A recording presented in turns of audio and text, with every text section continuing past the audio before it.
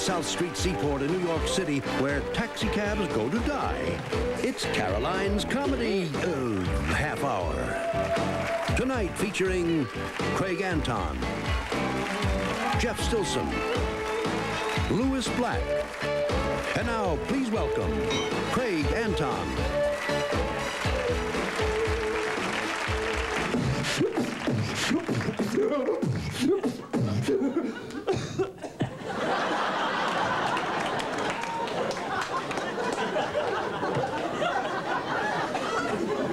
You know, when it goes down the wrong tube.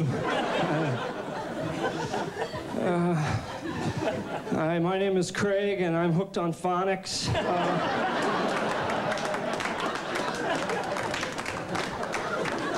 This is my first meeting, and just trying to take it one vowel at a time. Yes. Look at my haircut. I just got my hair cut, folks. I got this. I'm sporting the Herbie the Misfit Elf look today. It's tough walking around looking like Latka.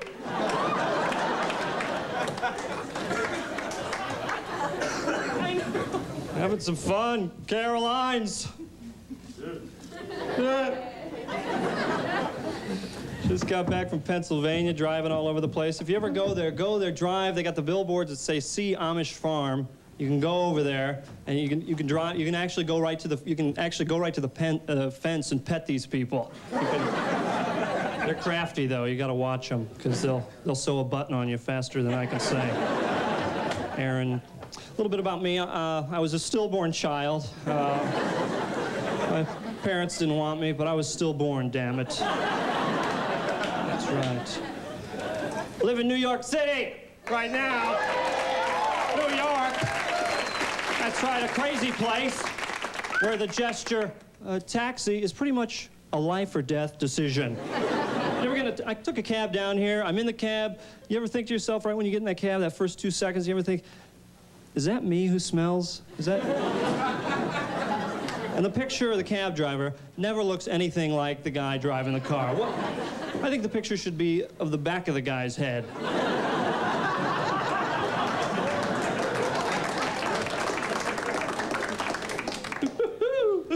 Yeah, Caroline's. Yeah, you guys are all looking at me like the first time you heard there was no Santa. Kind of. We don't like you, you're tall and skinny. I started dating again, and in college, I ended up, in high school, I dated a girl I went to grade school with. In college, I ended up dating a girl I went to high school with, and now, finally, I'm gonna marry my mother. So, I know what you're thinking. You ever get a hangnail? You ever get that little piece of skin there? You end up pulling it, you end up pulling it past your elbow. You ever find a bone in your food? Have you ever, when it's like a femur? Have you ever?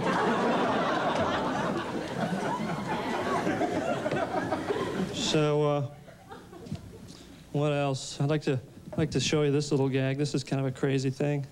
Paddleball. Got this for $1.99. This is crazy. Check this out.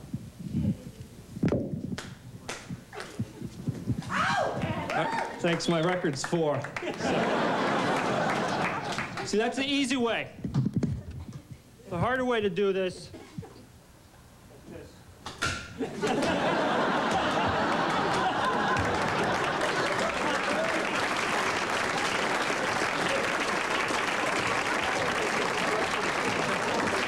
17. A little board coming right at your head. I live in New York City now. You get the Sunday Times. You ever get the Sunday New York Times? You cannot get any more paper for like $1.50 anywhere. You get 15 pounds of paper here, folks. You could kill somebody with this amount of paper.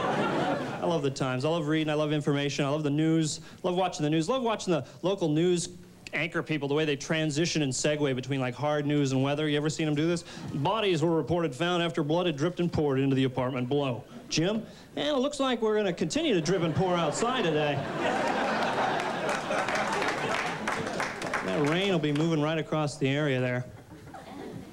So my parents met in this motorcycle biker religion. the Harley Krishnas. I don't know if you've ever heard of them. A lot of people said I sounded like my father growing up on the phone. I used to call my mother right before lunch. I'd say, yeah, be in the kitchen, be naked, I'm coming home for lunch. I'd bring like 10 of my friends home for lunch.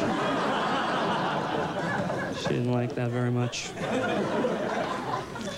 So I'd like to do an impression for you. This is my impression of airplane blower vents.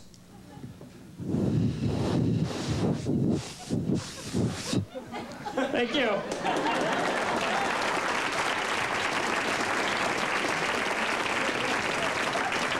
This is an impression I like to call, this is called Famous Last Words of Warehouse Security Guards. All right, I can hear you back there, buddy.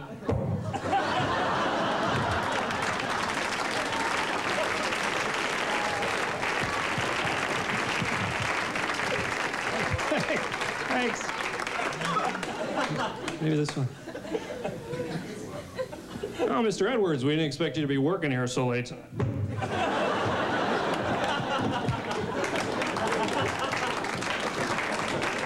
Hey, honey, do we have any olives?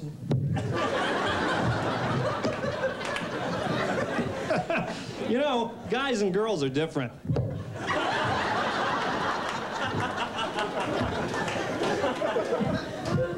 Like, this is my favorite, Australian security guard.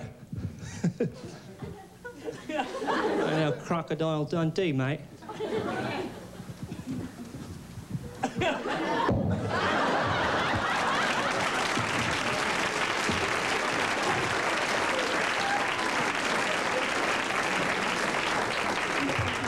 Kind of a new piece. I don't know how long I'm going to be doing it because I got welts all over my head.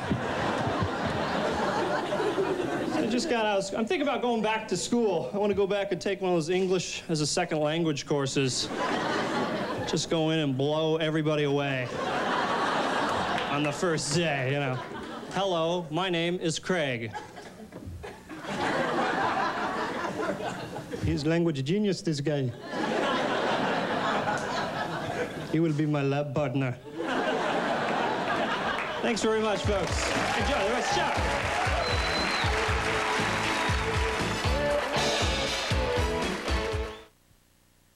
Okay, folks, remember, it's only going to appear once. The elusive blue-backed whale. I've been saving my whole life for this. You're kidding.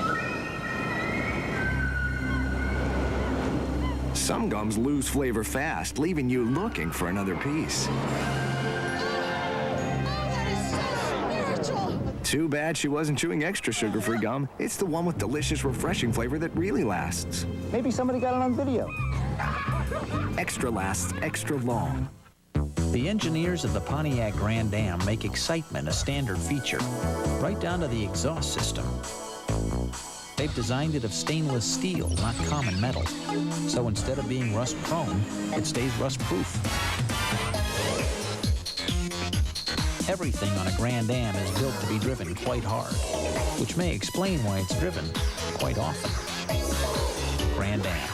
Built for kicks, built for keeps. Imagine your feet are under attack, not by one flesh-eating predator, but many in a feeding frenzy. That's athlete's foot. You can't just kill some. You need a potent weapon to kill them all. Lotramin AF. Full prescription strength medicine. The brand doctors recommend more than Dezinex and Mycotin. Lotramin AF is so deadly precise, it doesn't just kill some, it kills them all. Get Lotramin AF, the killer cure, because they're always hungry. I think there's an integrity involved with biography. It's instantly compelling. You learn a lot by watching Biography. Biography is the show I look for. It's so immediate and so gratifying. Well, I think that people really love finding out what the humanity is. You're getting a great education, but at the same time, it's very entertaining. Great lives, great stories. Happy 10 years. Biography. Visit A&E online for complete program listings at www.aetv.com. It's online time well spent. And now, please welcome Jeff Stilson. Oh, it's great to be here. I live in New York now. I moved here from Seattle, Washington. I left a city that has a high suicide rate for one that has a high homicide rate. Guess I'm just not a do-it-yourself kind of person. I miss Seattle sometimes. Living in New York has hardened me. You know, when I first moved to this city, I was full of compassion. I gave money to every panhandler I saw. Now a head could come rolling up the sidewalk with a cup in its mouth and I wouldn't be moved. Why should I give you money? I saw half a head on Broadway. You think you got it bad? This guy couldn't even roll. Just moved into a new apartment in New York. I'm still furnishing it. That's a hassle. The other day I bought a cutting board for my kitchen. It's a piece of wood with a handle on it. It's made in Yugoslavia. Apparently we don't have the technology in this country to make a cutting board. Just flew back to New York yesterday. I was in Los Angeles. I had a rough flight. I had a run-in with the flight attendant. When I handed her my ticket at the gate, she tore out the wrong section, so I told her as a courtesy, and she snapped at me. Why didn't you tell me before I ripped the ticket? I mean, what could I say? Because I didn't know you were an idiot then. So you hadn't done anything stupid yet, and I'm aware of your limitations. Next time, I'll do your job for you. Some of these airline employees can be especially temperamental. You know, one wrong word and they fly off the handle. We aren't stewards, we're flight attendants. Yeah, well, whatever you are, go fetch me some peanuts and a Diet Coke. You can be astronauts if you want. I don't care. I'm thirsty. Now go away from me. I've had a difficult week. I had to take my cat into the vet. That always puts me on edge. I mean, let's face it, high vet bills make it difficult to respect the sanctity of life. I mean, Fluffy might be cute, you might love Fluffy, but Fluffy's not getting a liver transplant. You know, there are no donor lists for kitty cats. Of course, it's never easy putting a pet to sleep. That's why we say things like, we decided to put Fluffy out of his misery. No, what you decided was that Fluffy's company isn't worth $500. There's a difference. So I have a cat. I'm not married. I hope to be someday, though, just so I can stop exercising. I don't understand these couples who get married and then continue to work out and eat healthily. I mean, what's the point of getting married if you can't let yourself go? It's not as if you have to be attractive anymore. The race is over. Take off the uniform. See, I'm not good at flirting with women. I'm always afraid that I have bad breath or something. I find myself breathing into my hand to smell my breath, you know, which is stupid because I don't know if it's my breath or my hand that stinks. I don't know if I need Scope or Jergens. My friends try to reassure me. They tell me not to worry, that there's someone out there for everyone, you know, and there might be, but what if I already met my someone and didn't know it? What if I gave her the finger in rush hour traffic? Yeah, I would have to spend the rest of my life alone because my someone forgot to use her blinker.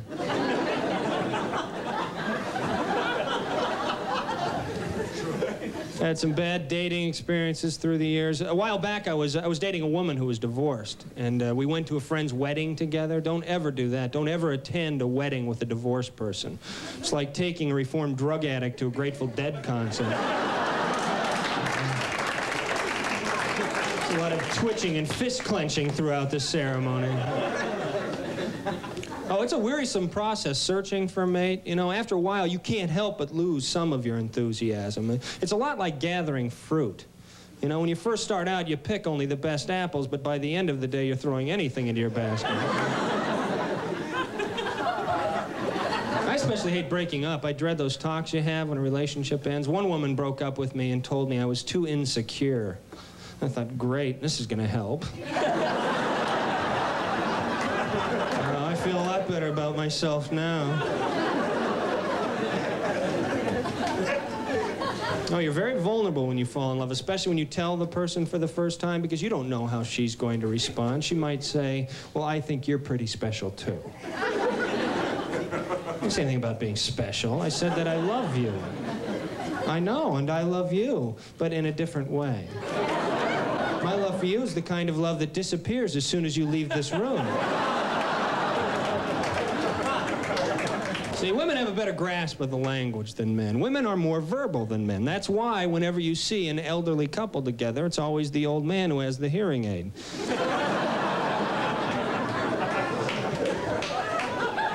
We don't talk as much, and we don't care if you listen to us. We know we have nothing important to say. You told us.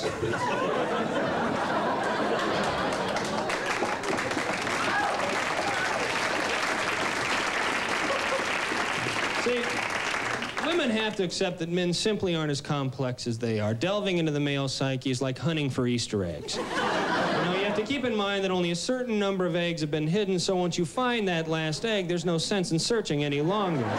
It doesn't matter if your basket's only half full.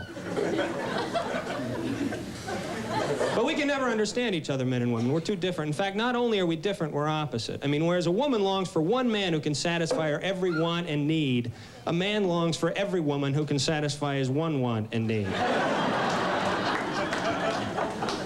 This frustrates women, too. It's reflected in their language. You know, in the 60s, women called men chauvinistic. In the 70s, we were sexist. In the 80s, we were misogynistic. I wonder what we'll be in the 90s. Probably alone. It's interesting how language has evolved through the years, though. I had a linguistics professor who said that it's man's ability to use language that makes him the dominant species on the planet. I disagree. I think what sets us apart from other animals is that we aren't afraid of vacuum cleaners. We can actually operate one.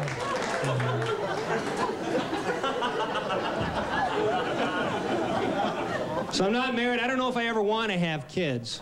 You know, it seems that parents get blamed for everything now. Even when their kids are grown up and out of the house, parents are used as scapegoats. I'm a loser because my father's an alcoholic. No, your father's an alcoholic because you're a loser. But you're whining. Thank you very much, folks.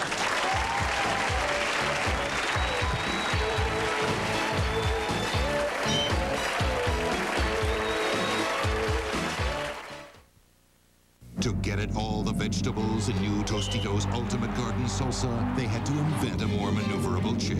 Introducing bite-sized Tostitos tortilla chips. And Ultimate Garden Salsa.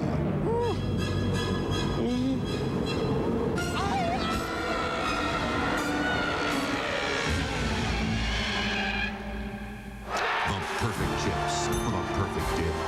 Tostitos. Now's a good time. With Montgomery Ward Life's Mature Life Plan, you can protect your loved ones from the worry, cost, and confusion over funeral details. It's important to know my wife or kids won't be burdened if anything happens to me. With the Mature Life Plan, you enroll by mail, no agent will call, and you cannot be turned down for coverage. I feel good knowing that we're protected by Montgomery Ward Life, a company we know we can trust. For free information, call now. Your family. They love you, and you love them. In fact, you love them so much you'd give your life for them. But that's not what they want. They just want you to stay healthy.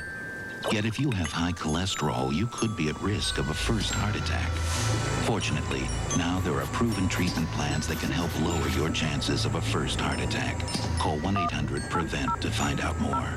The sooner you call, the sooner you will receive information that could help you prevent a first heart attack. You could be at risk, even if you have no signs of any heart problems. And the grim fact is, about 1/3 don't survive their first heart attack. Call 1-800-PREVENT to find out what you can do to help cut your chances of a first heart attack and live a longer, healthier life. Enjoy the milestones and cherished moments of your life. Call your doctor or 1-800-PREVENT now from Bristol Myers Squibb. This is time well spent. This is A&E.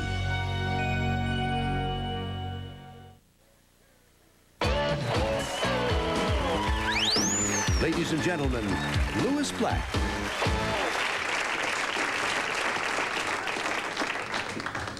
I literally just got back from Los Angeles, so I'm feeling a bit peckish. I don't like it out there. I am clinically insane right now because I went there. That's a crazy place. They're crazy. They're crazy. It's not me, they're nuts. They're gone. They used to not be a part of the United States. Now, they're not a part of the planet. When the guys came back from Desert Storm, they should have been sent to Los Angeles. We have to reclaim it. Those guys in camouflage gear should be on the corner screaming, "Come back to planet Earth! Come back to planet Earth!" If that will shoot you. Everybody there drives. Everybody's got a car. Carpooling? Ha! They laugh at carpooling. Why would I do that? Oh, that's silly. No, I'm going to drive. They have freeways. What are you supposed to do on a freeway? You're supposed to go as fast as you want. They have stoplights. Stoplights on freeways. Wouldn't that be a tip? That you've got too many cars? It's all drive. Anybody can get a license. You can be spinning around, you can be projectile vomiting. They'll give you a license. It's drive, and if they're not driving, they're doing aerobics. Jumping up and down, jumping up and down, jumping up and down. Drive, jumping up and down. And these people live on a fault line.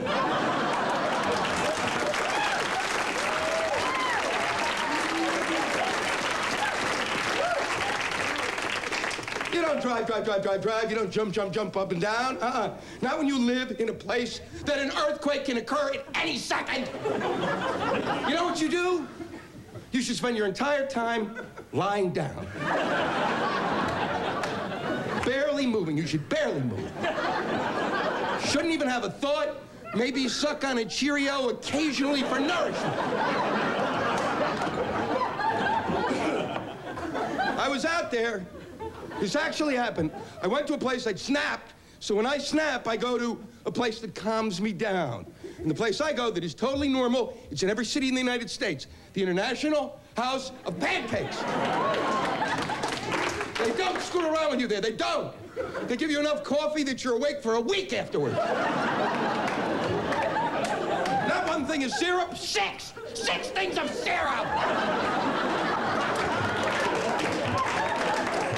I was sitting in there, I was knocking back the boysenberry. And this woman behind me said, and I quote, "If it hadn't been for my horse, I wouldn't have spent that year in college." I turned around and said, "What are you talking about?"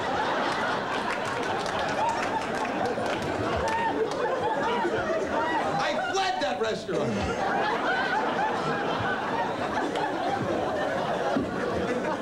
I should talk. I live in New York. Time magazine came out with that big article, "New York is a dump." Like that's news. I chose to live here because you can do anything you want, and you will appear to be perfectly normal. You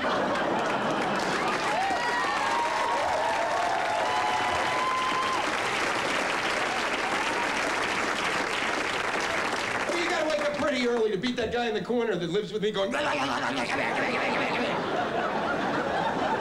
that guy is my librarian.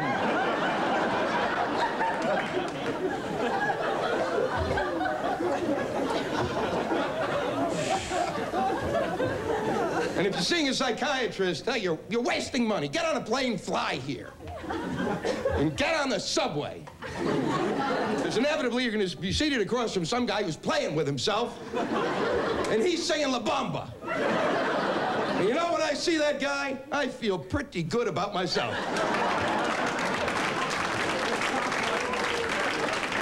I think, you know, I never thought of that.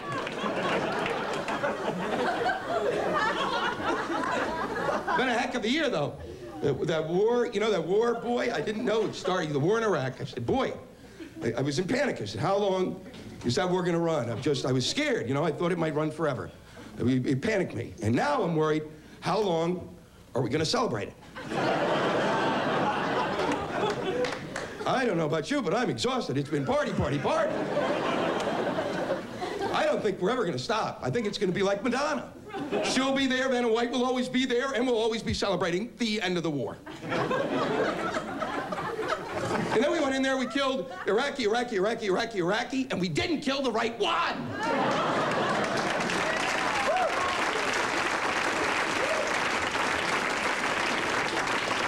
Percentages weren't real good. What happened to Mission Impossible?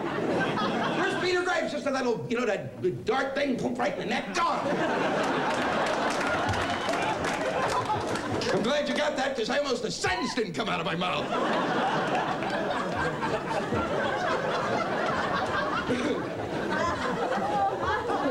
And yet, President Bush, in the middle of the war, gave a State of the Union address. Did anybody see it? No! People elect him, and I'm the only one who listens to him! That's what made me crazy. In the middle of his speech, he said, and this is true, he said, if I had a hammer, oh yeah, wait, no. He said, if you have a hammer, find a nail.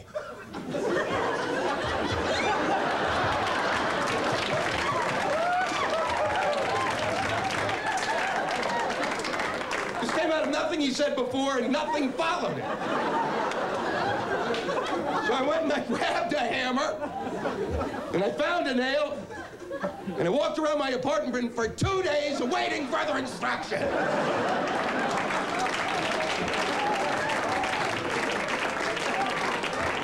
Where do you think he wants me to put his picture?